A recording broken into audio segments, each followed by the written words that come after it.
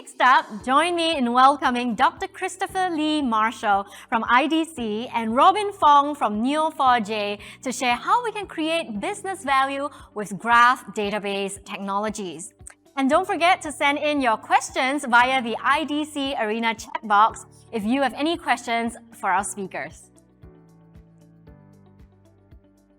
Welcome to the DX Summit Singapore and this session on creating business value with graph database technologies. I'm Dr. Chris Marshall and I lead IDC's data and analytics practice here in Asia. I've spent most of my career at companies like IBM and KPMG and Oracle, working on advanced analytics and AI, both here in Asia and in Europe and the US. Now, COVID-19 has definitely accelerated digital transformation across Asia, and with it has come the need to make much better use of the data that digital transformation produces. With this, analytics and AI too has mushroomed and grown. But their success depends really on having tools that are able to take this contextual data about particular situations, particular customers, particular transactions, and being able to access and query this data quickly. Context seems to be the word of the moment in data analytics, whether it be for personalized recommendations, intelligent search, linking unstructured data with customer records, or perhaps finding the peculiar connections that make a big difference in your particular use case. Enter graph data platforms, which store data objects according to relations that can be defined at runtime, rather than formally in advance with traditional relational databases. This allows unprecedented flexibility in how data is stored and used and opens up a wide range of very different and innovative use cases. I'm delighted to have Robin Fong, Regional Director for Neo4j, a leading graph data platform, with me today to discuss this further. Robin. Thank you, Chris. Good morning, everyone. Today, I'd like to share about this topic of graph data platform, of how you can move from collected data to connected data.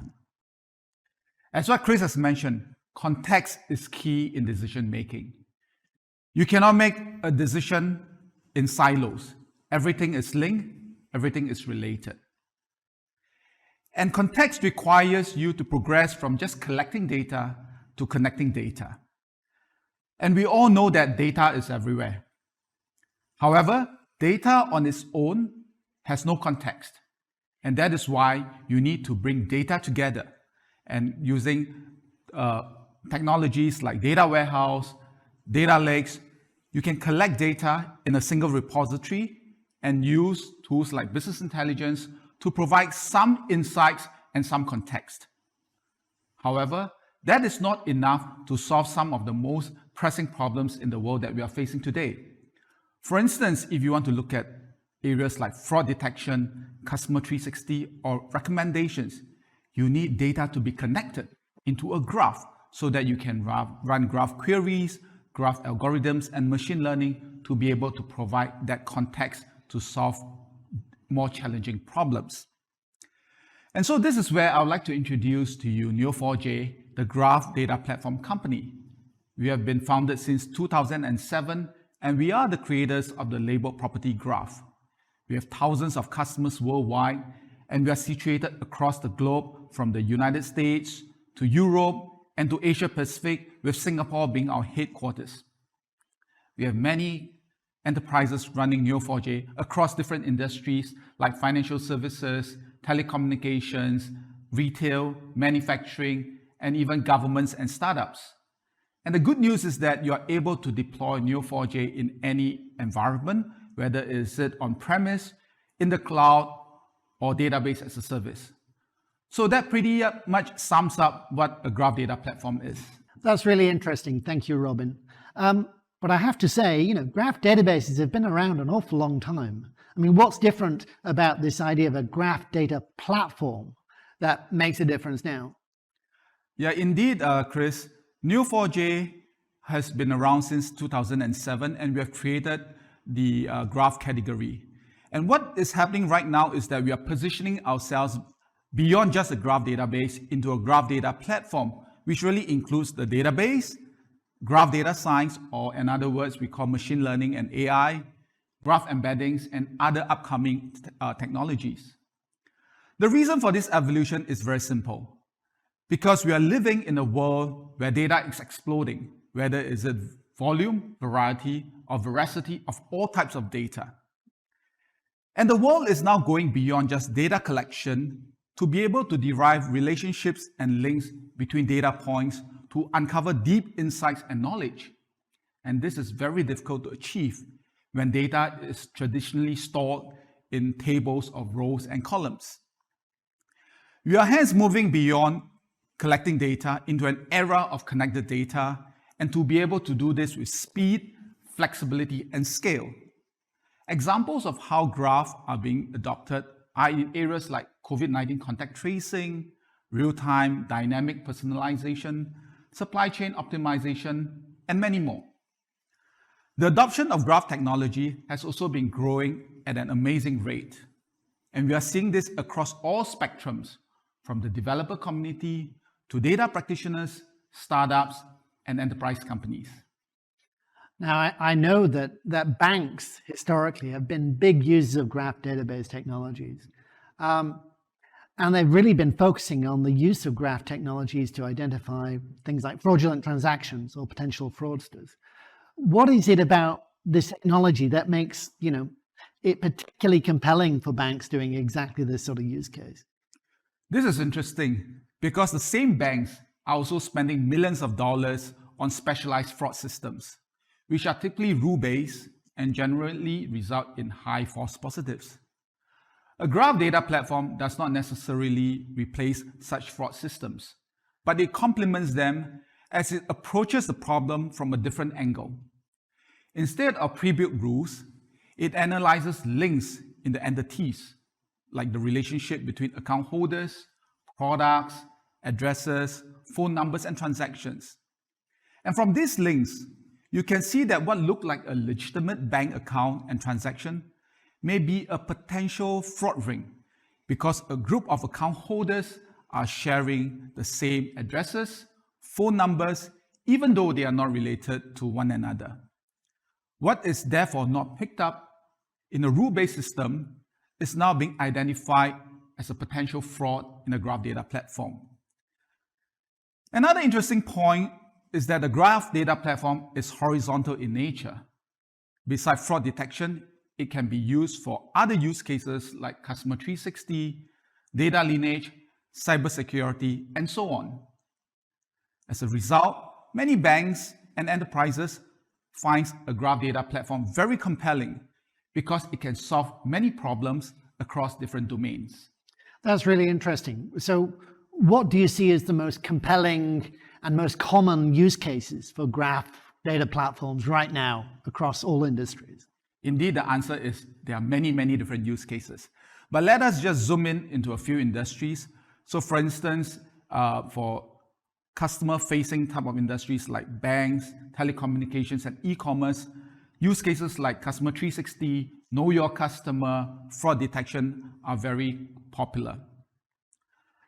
For industries like manufacturing, use cases like supply chain optimization, predictive maintenance, and bill of material planning are very, very popular. And if you look across various industries or horizontal industries, use cases like HR analytics, project management, and even a knowledge graph is applicable. And yet I can't help but realize that for most of our organizations, the bulk of our data is still very much living in traditional relational databases, data warehouses, maybe data lakes. How easy and practical, really, is it to sort of migrate from these sort of database technologies to graph databases moving forward? Indeed, Chris, almost all organizations will be using relational database as their core data stores. And for most use cases, graph data platform coexists with these technologies. What is key to note is that graph is not intended to mirror the existing data stores. I've always highlighted that the graph data platform is not a data warehouse nor a data lake. You are not going to load the entire data set into a graph. Only the required data relevant to that use case should be ingested and modeled in graph. For instance, in a customer 360 use case.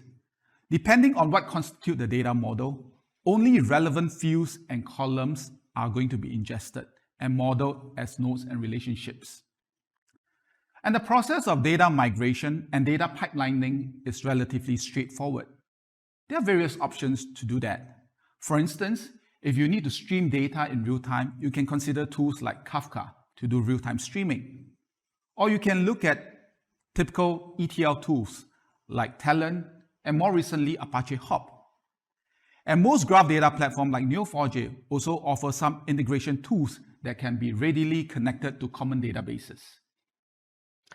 Now, it's starting to become quite a popular market. I know there's a whole host of different graph data platforms out there in the market. But I have to ask, well, what's special about Neo4j's approach in this? Yes, Neo4j has been in the graph business for a long time. Our approach is to make graph intuitive, easy to use, and that is why we created the label property graph model, which has been widely adopted by developers, data practitioners, and enterprise. Another important aspect is that we have been open sourced from day one, as we believe that in any promising technology, it has to have wide adoption. And this has resulted in a very vibrant community of more than 200,000 developers and practitioners. It's interesting you bring up this question about developers because, I have to wonder how easy is it for developers to build up their skills and actually develop the capabilities to use graph data platforms moving forward. The good news is that it is not too difficult to be skillful in graph data platform. The basic requirements to be conversant in this area will be SQL and Java, and these are skill sets that are widely available in the market. The common challenge, though, is for this group of developers and users to shift their mindset beyond thinking in terms of rows and columns to looking at data from nodes and relationships, or some people call it vertex and edges. This may take time, but eventually people will get there. And aside from SQL and Java, data skill sets like Python, Spark would also be very useful, as the graph data platform is also evolving towards data science and machine learning. Such skill sets are expected to grow significantly, and this very well aligns with the graph data platform story. Now, it's no surprise, I think, that some of the biggest companies in the world right now, the Facebooks, the Amazons, the Apples, and so on, they've really been lead users of graph technology for a number of years. What do you see as the future of graph technologies? And perhaps more importantly, how do you see that future technology changing the nature of businesses and how organizations actually work? Yeah, so this is such a very provoking question. So let me take you back 10 years ago, where Mark Anderson famously said, "Software is eating the world." And as recently as 2019, the CEO of Microsoft, Satya Nadella, said, "Every company is a software company." And this means that it is not just relevant to the Facebook, Apples, and Amazons of the world. And today, COVID-19 only accelerates and necessitates that. No company can possibly survive without using software as the backbone to transform digitally. A graph data platform is therefore an integral part of the digital transformation process because it helps to connect and provide context to better decision making.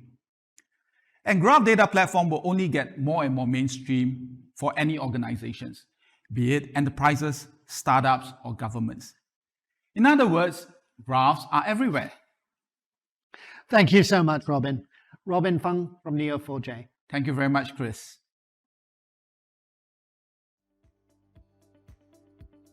If you are looking for more information, we've done a formal IDC info brief with Neo4j, and we also have an upcoming webinar, so please look out for that too.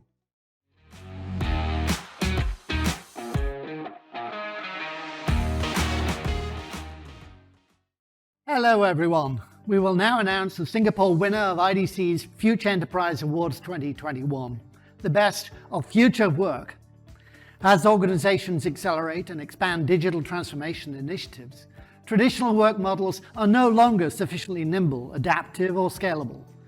With the shift to agile modern workspaces, organizations are looking for ways to support an increasingly diverse, distributed, and dynamic workforce securely, effectively, and productively. This award recognizes the organizations that is able to rethink the way that work gets done. It really is a fundamental shift in the work model to one that fosters human-machine collaboration, enables new skills and work experiences, and supports an intelligent and dynamic environment, unbounded by time or physical space. Work transformation is critical for effectively scaling digital transformation initiatives. And now, the best of future work is Capital Land.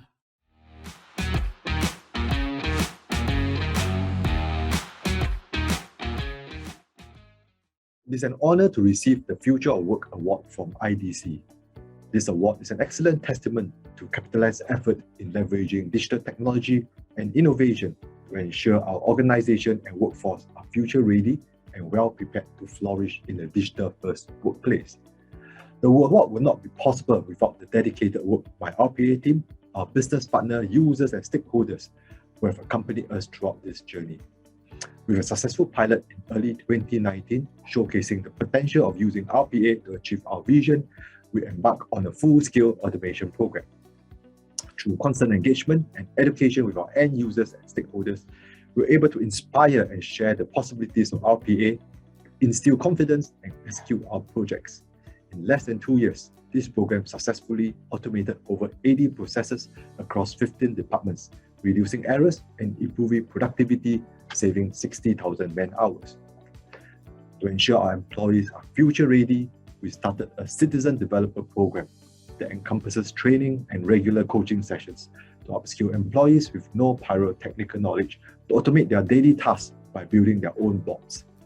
Earlier this year, we also held our first 2-day botathon, where 30 of our citizen developers participated and developed 10 robots. This platform provides opportunities for employees to acquire and showcase new digital skills. We continue to deepen the culture of digital innovation and technological capabilities in Capitaland to become a more dynamic and forward-looking organization. Thank you. Congratulations, Capital Land. Very well deserved.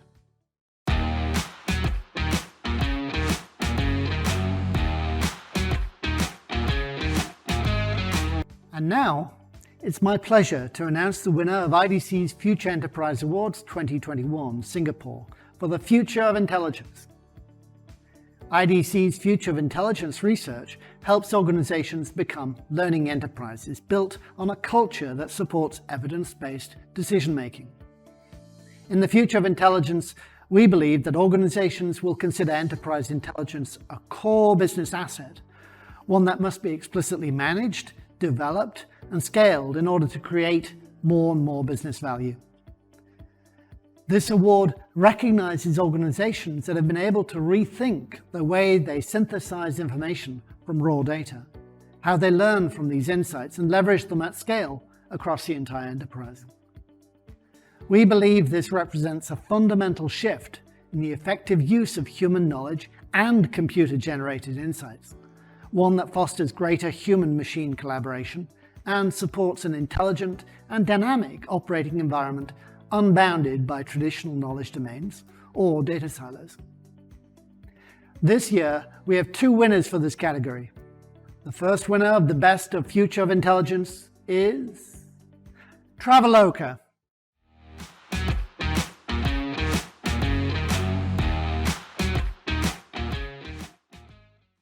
First and foremost, thank you very much to IDC for presenting us with the Best in Future of Intelligence Award.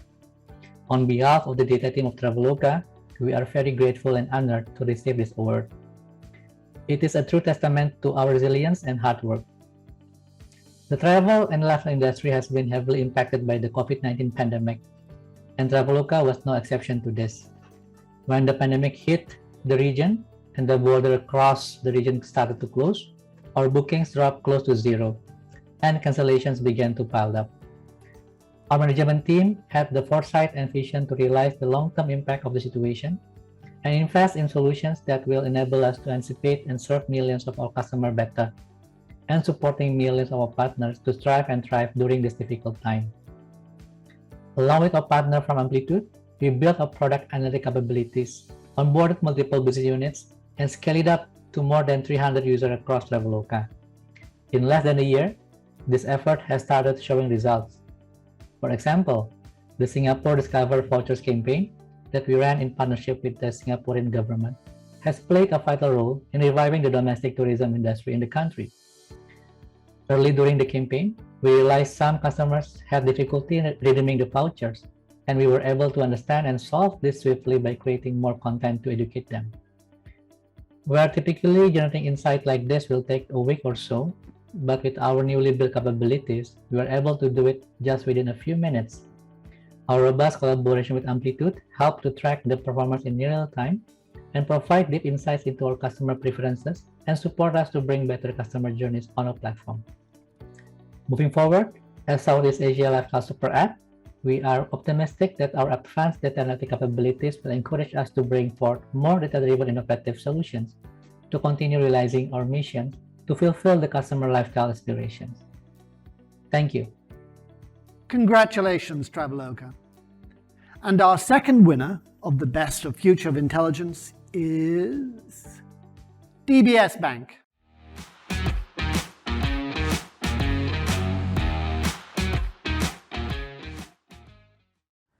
So I want to start with thanking IDC for recognizing our AI protocol, ALAN, and with an award for Best in Future of Intelligence.